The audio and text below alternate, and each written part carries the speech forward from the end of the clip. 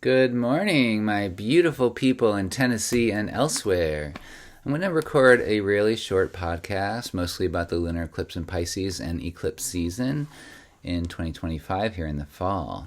First, I'd just like to take a second and talk about what season we're in, which is the Virgo season. Now, last month was Leo season, and I specifically had a really extreme shift from Leo to Virgo.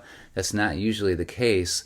But it's an invitation to always be on the lookout. Like, how are you affected by or in sync with the changing of the signs, which happens about 2/3 of the way through every month?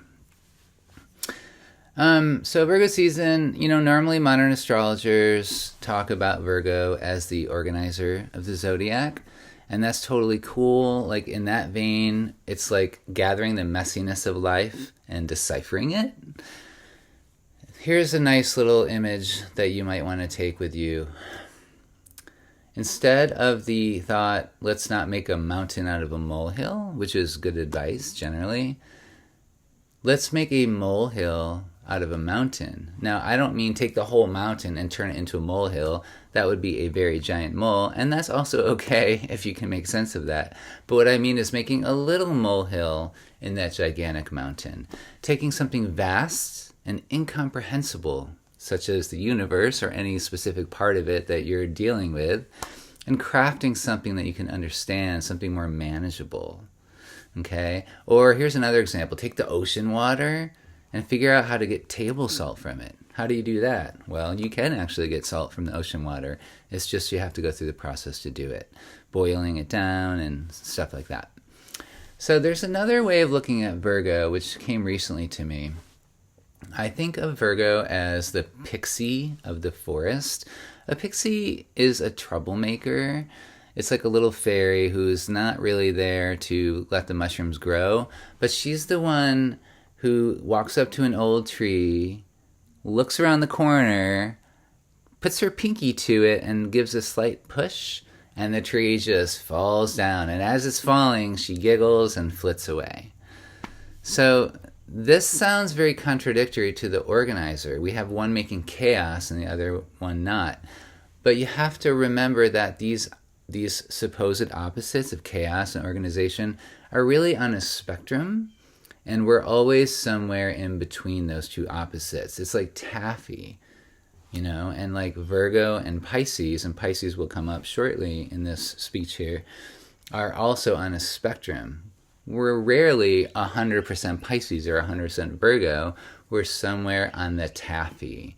And you can pull on one side a little more than the other, and you can situate yourself anywhere in that long spectrum, depending on your abilities and your karma, of course. All right, so we are in the eclipse portal now. That's a 2-week period between two eclipses. Very rarely there's 3 eclipses in an eclipse season, but normally just 2. The first one was on September 7th, I believe. So in Tennessee here, that would have been Sunday, this last Sunday during the day, which means, of course, you can't see it. Eclipse portals are generally times which precipitate great changes in your life. It doesn't mean that like during this 2-week period something major is going to happen and it's going to affect you for the rest of your life, but it could. And really it's like a 6-month long period that the eclipses are active for before a next eclipse season hits. But even after that, it's not a firm cutoff. There can be, ripples in your life long after 6 months. And differentiating which eclipse season is affecting you is not really necessary. You can be loose and fluid with how you interpret not just eclipse seasons, but astrology in general. As I've said before, for me, astrology is not a science. Okay? I love science. I teach science. I use science. And it's okay with me if you believe science is astrology is a science also. I actually don't have a problem with that, but I just don't use it that way. I really like to flow with it and to allow it to be very open and fluid. And so like when you have a consultation with me, we talk about your life as a conversation, and then things that arise in the astrology are natural and in real time and not according to some presupposed notion of like what Mars in Pisces means, for instance. It might like I might suggest what Mars and Pisces means, but your reflection back to me will adjust my own thoughts on it. So it's always a process that we do together. Okay, little side note there. So Sunday for Tennessee was a lunar eclipse. It was a full eclipse in like Europe, Africa, and exactly the other side of the world. And we will have a lunar eclipse visible to us in Tennessee on March 3rd of next year, early in the morning before the sun rises. So you might want to put that in your calendar. Is it worth watching? Yes. Is it worth getting up at 4 in the morning for? Absolutely. Eclipses are such beautiful events. And half the world sees a lunar eclipse at the same time. Very different from a solar eclipse, which is coming in about a week and a half now. Again, not from USA, but...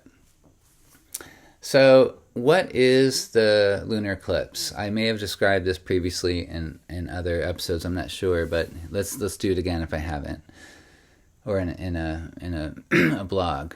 So basically, imagine the sun is rising in Tennessee. Well, it's also rising everywhere on that longitudinal line, down in maybe Florida or Mexico or South America, up in Canada. There are a lot of people experiencing sunrise simultaneously. And then on the other side of the world, the same is true with sunsets. Imagine taking all of those sunrises and all those sunsets around the globe like a ring of red sky. The sun will actually move through those sunrises and sunsets and bend and then hit the moon. Even though the moon is in shadow, it still is getting some of that refracted red, pink glow from the sunrises and sunsets. It hits the moon, it bounces off and comes back to Earth. And that's why the moon looks red during a lunar eclipse. It's actually really fantastic. I don't think it's scary at all. I think it's joyous and beautiful.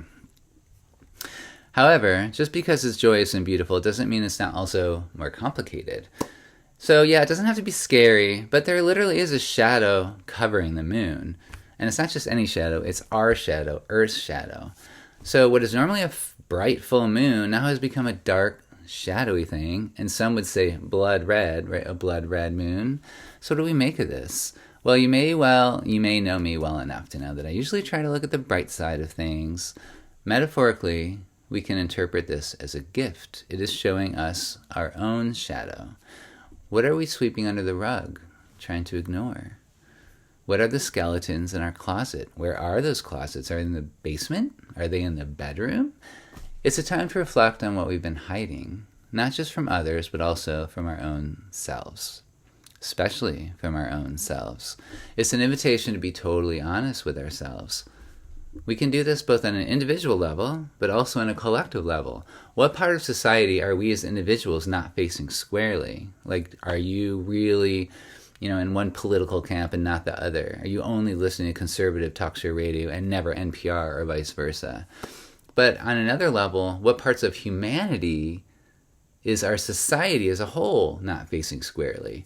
We're not only individuals, but we belong to a collective. So like placing ourselves in both of those realms, individual and collective, and then looking at the shadow from both perspectives is like this lunar eclipse territory. That's a lot to handle. It's a lot to think about. And if you're very busy, you might not have a ton of time to think about all that, but that's the invitation from the lunar eclipse. All right, let's talk about werewolves. They say a full moon is when werewolves come out.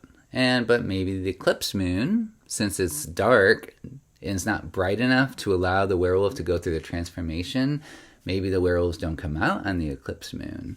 Maybe transforming into a monster is actually an easy way out. So let me explain that. So if you've morphed, then you're very powerful and you can easily slay other mortals. But if the thing that's triggering you to slay them is actually coming from you and not them, say you're mad, like what's making you mad? Is it them or is that anger coming from you? Maybe that's not the best thing to do, is to slay the other mortals, right? So maybe turning into a werewolf isn't actually always the best option, even though it might feel good, to take your anger out on others. So if the moon isn't bright enough to allow us to transform, then we're forced to deal with those things that triggered us on our own terms. We're forced to face our own shadow and not take our problems out on others. So that's also part of this invitation of the lunar eclipse. All right, this particular lunar eclipse that happened on Sunday was in Pisces, which is across the sky from Virgo, and we're in Virgo season. Of course, the full moon is always exactly across the sky from the sun. Therefore, the lunar eclipse and any lunar eclipse, any full moon has to be across. So I'm repeating myself, sorry about that. Pisces and Virgo are on this axis. Now, there are a lot of different kinds and even categories of eclipses, both astronomically and astrologically.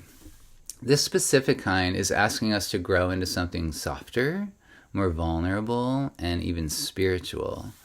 It's asking us to become the kind of person that flows. We want to keep learning how to surf the waves of life, which are ever-changing and unpredictable. So I think I'll just give you real short clips of horoscopes for each rising sign. Keep in mind that these are not for your sun signs. If you don't know your rising sign, just shoot me a text or an email or whatever, and I'll let you know, or just look it up on astro.com. Some apps will actually give you a rising sign that's slightly different from other apps depending on your specific birthing condition, but usually they're in agreement. So you might want to look out for that. You might want to use two apps. I don't know. I think astro.com is probably a good one. I've been using Astro Gold, which I believe is credible. So here we go. If you're Pisces rising, which means the astrological sign of Pisces was coming up over the eastern horizon the moment you were born, then this eclipse is basically about you. And you have to take my words here, not literally, but figuratively, and be creative with them, always, okay? So Pisces rising, wear comfortable, flowing clothes like yoga pants. How long? For the next 6 months? Sure, why not? Whatever you want. Wear them for one day if you've never worn them before. So just take that into your life in whatever way it makes sense. If you're Aquarius rising, might you have an unexpected loss or gain of money? Maybe, there will be other rising signs that also have unexpected losses and gains of money. So I'm not telling you what's going to happen so much as giving you the energies that are present. And then you might want to lean into that. If you want an unexpected gain of money, actually, I'm not saying you can manifest it, because I don't believe in magical thinking like that for most people. It certainly hasn't worked for me for the most part. But you might want to lean into it as a possibility. Just be positive about money or your own resources just for this next half a year. And you can always be positive about your money if you want to, but this time is in this sense, is more active. But in the sense of the lunar eclipse, so look at your shadow and what part of your shadow, your own things that you're denying or having trouble seeing about yourself, think how that plays into your monetary situation, right? So if you're Capricorn rising, look out for changing neighborhood dynamics or getting more involved in your neighborhood. Our neighborhood, do the dynamics change? Yeah, sometimes new people move into the house across the street or down the road. How aware of that are we? I don't know. It depends on your neighborhood and you, but it's not like we don't live in this super neighborhoody world, it doesn't seem like to me, partially because of technology, largely, and because of vehicles driving around. We don't live in nice little communities like we maybe used to 1,000 years ago, or even 100 years ago. So I think just maybe being aware of your neighborhood more is a good idea for you, and how you interact with your neighborhood based on your own shadow, right? So on a Sagittarius rising, have you been considering moving? Well, now is actually a really good time. Yeah, that's all I need to say about that. Scorpio rising, have you considered having another child? Or maybe your post-college kid moves back home. So anything having to do with children is up for change. Chris Brennan says eclipses signify great beginnings and great endings. I really like that. It's very pithy, and it's a good way to think about eclipse energy. So, it's not just your actually physical children. It could be children that you work with. Maybe you get a job in a grade school and start teaching children. But it could also be your inner child. It doesn't have to be external. Remember, anything in astrology can be experienced externally or internally. The net is wide, okay? So you make whatever kind of sense of it that you can. If you're Libra rising, be proactive in your healthcare. Really, I remember when the North Node went through my 6th house, which is the situation here, I bought running sneakers to go running every day. I'm not very responsible in this way, so I actually went running, I think, once. But I did eventually, shortly after that, I think, join Kung Fu. And I'm still doing Kung Fu regularly, and it means a lot to me, and it's very helpful. So just be proactive.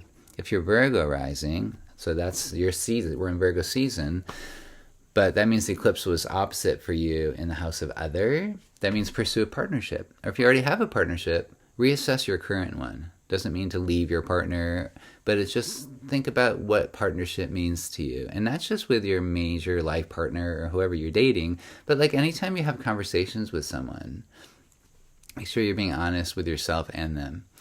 If you're Leo rising, definitely file your taxes correctly. I mean, honestly, I would be afraid if I was Leo rising to like lie about my taxes. I don't know. I just don't recommend it. If you're Cancer rising, stay active in your religion. Or if you don't have a religion, then work on your philosophical outlook. Just like fine tune it. If you're Gemini rising, invest in your career. Straight up change your career if you want. If you're Taurus rising, join a new organization or club. Don't let your own fear of being with others stop you from getting involved with people. I know a lot of you out there are very solitary. I've talked to lots of people with literally no friends. I'm like, how can you have no friends? That sounds terrible. Maybe for some people that actually works for them for now, and that's fine. But I know a lot of you actually would like to have friends and have trouble finding them for one reason or another. You have to put yourself out there. And if you're Taurus rising, this is the time to do it, really. And last but never least, Aries rising, engage with your psychological shadows now very deeply. This is the best time for you to go into those basements, into those skeletons in your closet. The other signs have all this other stuff to do out in the world. This is your time to go deep into you, into the parts that you don't even know about yet. So really take yourself up on that opportunity. All right, you guys, thanks for watching, listening. I hope you all have a great eclipse portal. We will have another eclipse in about a week and a half. Like I said, it'll be a solar eclipse. And I might put something out for that. I might not. But see you later.